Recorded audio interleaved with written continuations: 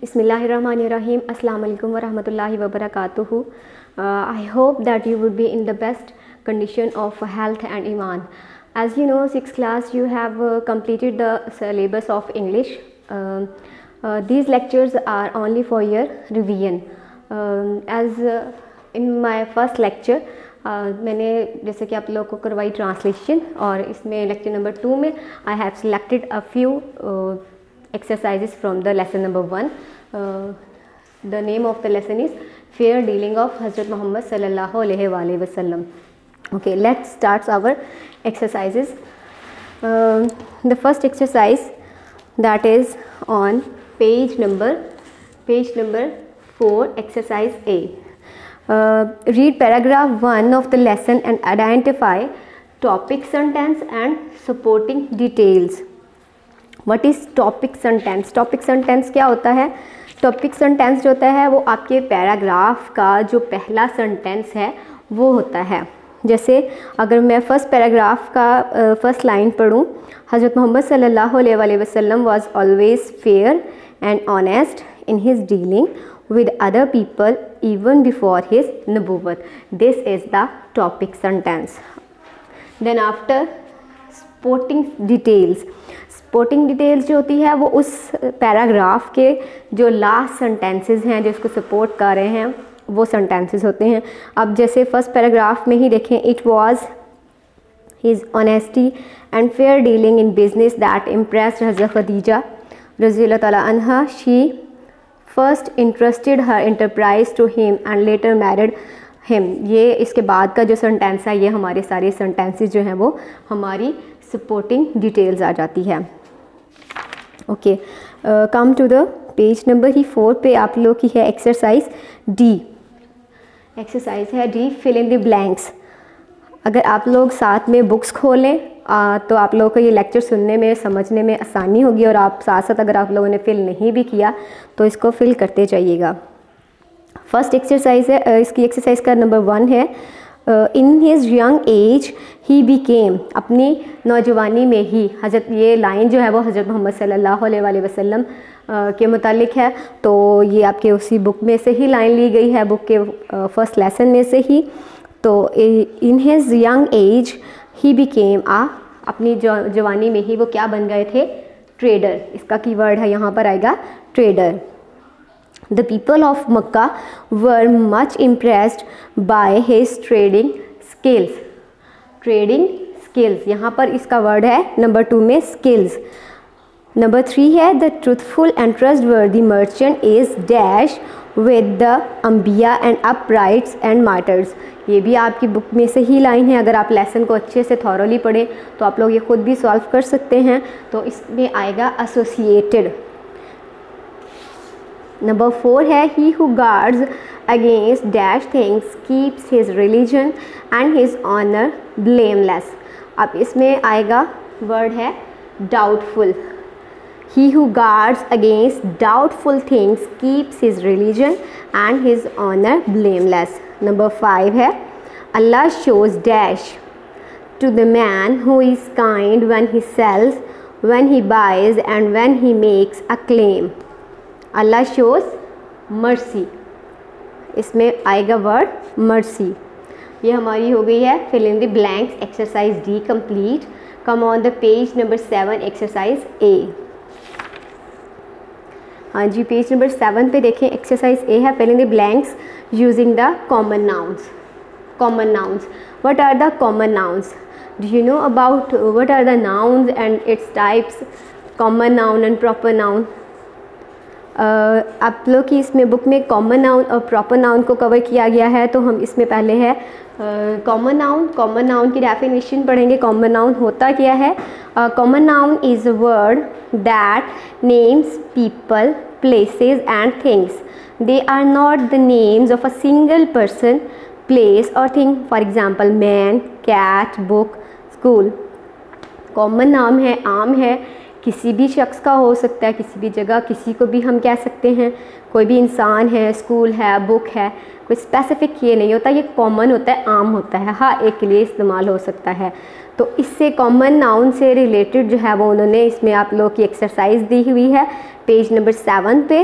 इसकी फर्स्ट जो लाइन है वो है अ पर्सन, इसमें a person who sails on the water is called a, इसमें वर्ड आएगा, कॉमन नाउन है sailor.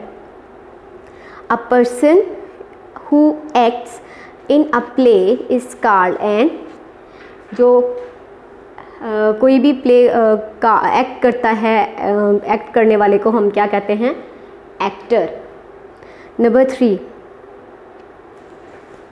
A person who tells, number 3 है a person who tells lies is called, एक ऐसा शख्स जो झूठ बोलता है उसको हम कहते हैं लायर, झूठा।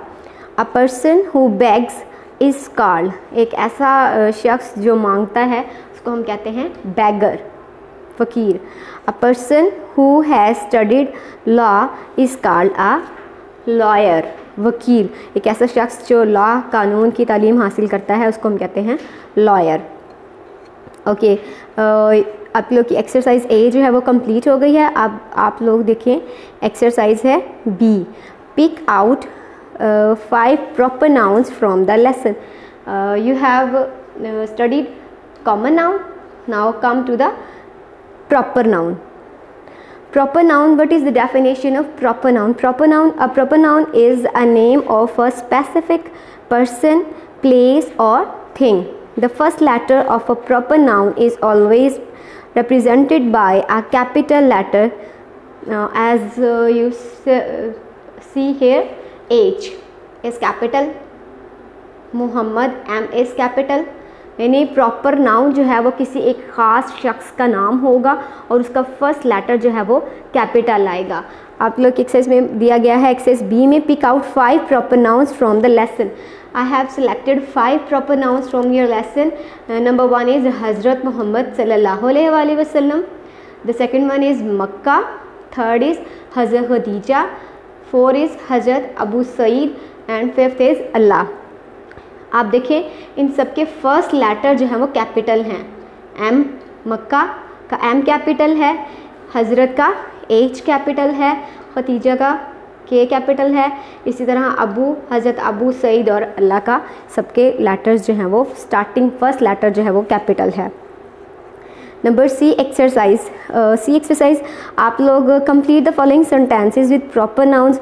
It is all about you and you have to solve it yourself. You have to write your name, where you live, in which city do you live, your birthday, your favorite day and the week and the name of your school। ये सब exercise जो है वो आप लोगों ने खुद इसको सॉल्व करना है। ओके, इसके बाद है हमारे पास आ जाता है पेज नंबर अगर 7 पे एक्सरसाइज डी देखें, उसमें आप लोगों से पूछा हुआ है possessive form. What is possessive form? Possessive form क्या होती है? Possessive form of an animate noun shows possession, मलकियत शो करती है, यानी आप लोग के पास क्या है, क्या चीज़, किस चीज़ के आप मालिक हो, आप लोग के पास क्या क्या चीज़ है, ये आप लोग की पोसेशन है। कुछ भी हो सकता है, आप लोग के पास गाड़ी हो सकती है, घर हो सकता है, कुछ भी हो सकता है। When the noun is singular, जब हमारा नाउन है सिंगुलर होगा, it is formed possessive by adding S apostrophe to the noun. कोई भी आप लोग नाउन लें, उसके बाद उसके साथ आप एस और अपॉस्ट्रोफी डाल लें तो वो आप लोग की पोसेशन को शो करेगा। जैसे आप लोग के पास एग्जांपल है, the yellow one is my dad's car. अब look here, dad is common noun, ठीक है। नाउन के साथ हमने एस के साथ अपॉस्ट्रोफी डाल दी है तो ये है पोसेसिव फॉर्म हमारी बन गई है। डैड्स, ठीक है, डैड्स कार, यानी कि जो पीली वाली गाड़ी है वो मेरे फादर की है, मेरे अब्बा जान की है। स्पेसिफिक ये वर्ड जो है वो का, की, के को ही जाहिर करता है। Okay, when the noun is plural and ends in s, the possessive case is formed by adding only an apostrophe. Okay, अब आप लोग देखें, यहाँ पर था सिंगल नाउन डैड था, हमने उसके बाद डाला अपॉस्ट्रोफी और एस। लेकिन दूसरा उन्होंने कहा है कि अगर आप लोग के पास होगा द कैट्स प्लूरल, आप लोग के पास प्लूरल नाउन है, आप लोग के पास ऑलरेडी एस आ गया है, अब आप लोगों ने क्या करना है, सिर्फ अपॉस्ट्रोफी का एडिशन करना है, तो आप लोग की ये पोसेसिव फॉर्म कंप्लीट हो जाएगी। अगर आप लोग को इसमें होता है कि एस के साथ अपॉस्ट्रोफी डालनी है, आप लोग के पास ऑलरेडी एस आ गया है, उसके साथ आप अपॉस्ट्रोफी डालें तो आपकी पोसेसिव फॉर्म कंप्लीट हो जाएगी।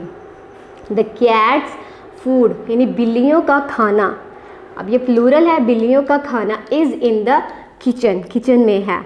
अब आप लोगों को आई थिंक समझ आ गई होगी कि सिंगुलर में आप लोगों ने पीछे लिखना है, अपॉस्ट्रोफी डालनी है, और प्लूरल में इसके आगे, एस के आगे।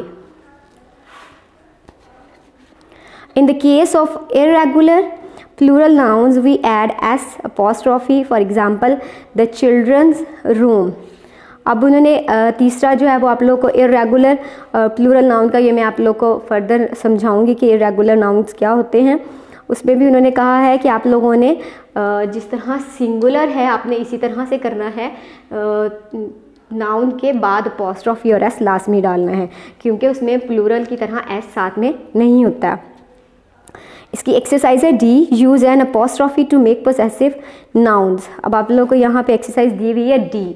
एक्सरसाइज डी में आप लोगों को फर्स्ट है Maria computer, I have solved it for you, Maria's computer. Maria is singular name, proper noun, इसमें हमने एस और अपॉस्ट्रोफी डालकर फिर हमने इसकी पोसेसिव फॉर्म को कंप्लीट किया है, Maria's computer. The second is Sana's sister, Sana's sister, Sana is also a singular name, मैंने यहाँ पर अपॉस्ट्रोफी डाली और फिर उसके बाद एस है, सना सिस्टर, सना की बहन। अब थर्ड है the teachers papers, teachers papers, teachers अब यहाँ पर प्लूरल है, उनके पेपर्स के बारे में बात हो रही है, तो टीचर्स के बाद हम अपॉस्ट्रोफी डालेंगे, पहले नहीं। अगर टीचर सिंगुलर होती, सिंगल होती तो फिर हमने पहले डाली थी, अभी हमारे पास आई है प्लूरल फॉर्म में, तो यहाँ पे हमने इसके बाद डालनी है। इसके बाद है नंबर 4 लतीफ़ पेंसिल, तो यहाँ पर लतीफ़ भी सिंगुलर नेम है, लतीफ़, इसके बाद हमने एस अपॉस्ट्रोफी डाली है, पेंसिल, लतीफ़ की पेंसिल। इसके बाद है नंबर 5 माई पेरेंट्स हाउस, पेरेंट्स अब यहाँ पर प्लूरल है, तो प्लूरल के लिए आप लोगों ने अपॉस्ट्रोफी बाद में डालनी है, my parents house, plural form के लिए बाद में, सिंगुलर के लिए पहले। आई थिंक आप लोग को इसके बारे में भी समझ आ गई होगी। एक्सरसाइज है आप लोग की पेज नंबर 8 पर है F, past tense, past tense, what is past tense. जैसे मैंने आप लोगों को पढ़ाया, ये लेसन की ट्रांसलेशन करवाई लेक्चर नंबर 1 में, आप लोग को स्टार्ट में बताया है कि ये लेसन जो है हमारा वो पास्ट के बारे में, पास्ट इंडेफिनिट के बारे में है, क्योंकि ये इस लेसन में जो है वो हज़रत मोहम्मद सल्लल्लाहु अलैहि वसल्लम की ज़िंदगी से वाक़यात लिए गए हैं जो कि माजी को शो करते हैं, और उसके लिए हमने पास्ट का इस्तेमाल करना है, इसलिए इसकी एक्सरसाइज में भी उन्होंने पास्ट के ही चंद क्वेश्चंस दिए हुए हैं। पहले मैं आप लोग को बता दूं कि पास्ट इंडेफिनिट की डेफिनेशन क्या होगी। We describe any past event और incident in simple past tense, for example attend, went, became, caught, we use second form of verb। Past indefinite की सबसे बड़ी पहचान क्या है कि उसमें हम लोगों ने सिंपल सेंटेंसेस में सेकंड फॉर्म में इसका सेकंड फॉर्म ऑफ वर्ब का इस्तेमाल करना होता है। इसकी अगर हम एफ एक्सरसाइज देखें, read the following sentences taken from the lesson and underline simple past verbs. आप लोगों को उन्होंने इस एक्सरसाइज में दिया हुआ है, लाइंस दी हुई हैं और उन्होंने कहा है कि आप लोगों ने इसको आइडेंटिफाई करना है इसमें से कि आप पास्ट इंडेफिनिट कौन सा है। Number 1, in his young age he became a trader. आपने एक लाइन पढ़ ली है, अब आप इसमें देखें आपके पास वर्ब कौन सा है। अब आप इसमें देखें वर्ब कौन सा है। यहाँ पर बिकेम जो है वो आपके पास वर्ब है, ट्रेडर इज़ अ नाउन, ठीक है, और ये बिकेम जो है वो है वर्ब। अब बिकेम किस में आया है? बिकेम की फर्स्ट फॉर्म क्या बनती है? बिकम। बिकम फर्स्ट फॉर्म है और बिकेम का इस्तेमाल किया गया है, इसका मतलब है यहाँ पर सेकेंड फॉर्म ऑफ वर्ब ये बिकेम है, इसको आप अंडरलाइन कर लें। यहाँ पर हमारे पास आ गया बिकेम। नंबर 2 सेंटेंस में है he traded with other people's money with great care. तो इसमें आप लोग के पास पास्ट इंडेफिनिट में जो वर्ड आया है वो है ट्रेडेड। ट्रेडेड पास्ट इंडेफिनिट को शो कर रहा है। नंबर 3 द रसूल advised his companions to avoid doubtful things in business dealing. The रसूल सल्लल्लाहु अलैहि वसल्लम एडवाइज्ड। अब यहाँ पर आप देखिए एडवाइज जो है वो ईडी के साथ आया है, एडवाइज्ड, तो ये पास्ट इंडेफिनिट को शो कर रहा है। इसके बाद है नंबर 4 द रसूल सल्लल्लाहु अलैहि वसल्लम gave great importance to fair business dealing. यहाँ पर given, give first form of verb है और यहाँ पर गेव जो है वो सेकंड है, तो सेकंड फॉर्म जो होगी वो पास्ट इंडेफिनिट को शो करेगी, इसलिए आप इसको यहाँ पर अंडरलाइन कर लें। ये हमारे सारे वर्ड्स जो हैं ये पास्ट इंडेफिनिट को शो कर रहे हैं, became, traded, advised, gave. Okay, exercise है जी। इसी पेज पर आप देखें, अगर exercise G, use simple past verbs to complete these sentences.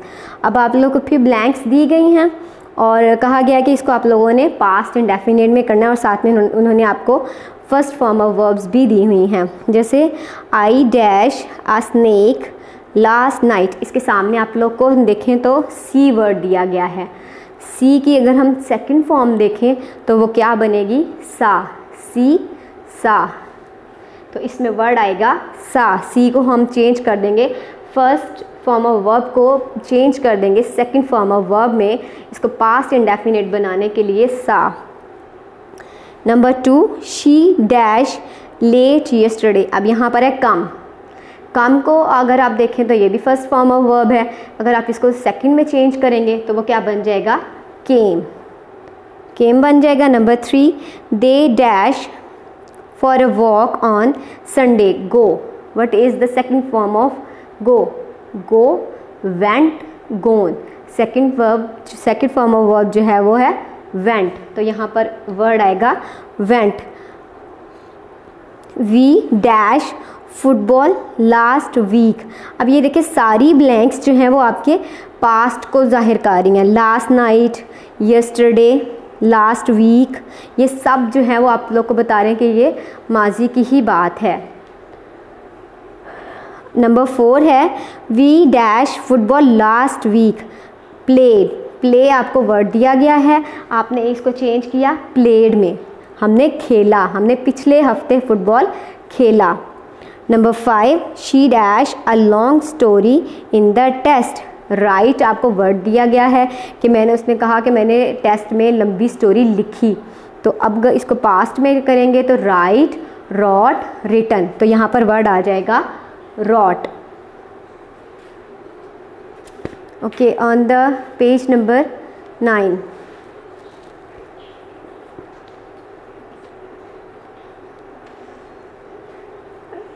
ये है हमारे पास page number 9 exercise age. Pick out the regular and irregular verbs from the lesson and page number 9 exercise age, regular and irregular verbs. Exercise आप में इसमें पूछा हुआ है pick out the regular and irregular verbs from the lesson and also write their first and third forms. Regular verbs क्या होते हैं? Regular verb has ED ending, यानी कि उसके एंड पे जब वो इख्तिताम उसका होगा उसके एंड पे आएगा ईडी। जैसे हम एग्जांपल है अटेन, तो इसको हम अगर करें तो अटेंड, ईडी पे ख़त्म होगा।